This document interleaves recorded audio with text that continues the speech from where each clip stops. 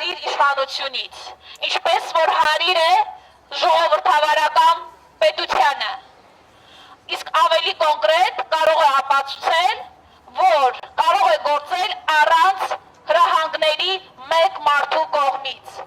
Այստեղ հարց է առաջանում. ինչու հնարավորություն չեն տալիս, որպեսզի Սամվել Կարապետյանը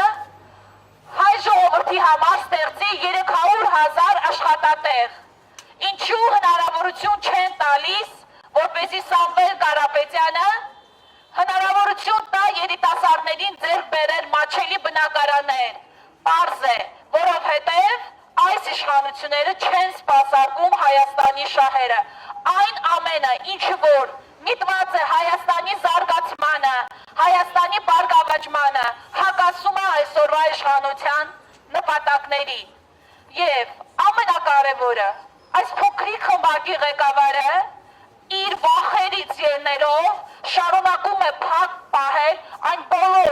խիզախ ազատության խոսքից օգտվել ցանկացող մարդկանց փակի տակ պահել։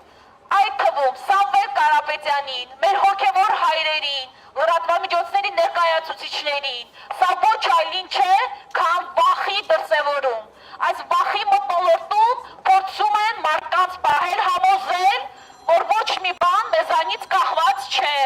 Փորձում են համոզել, որ մենք ոչինչ փոխել չենք կարող, իսկ մենք ասում ենք, այս ամենին մնացել են ընդամենը հաշված օրեր։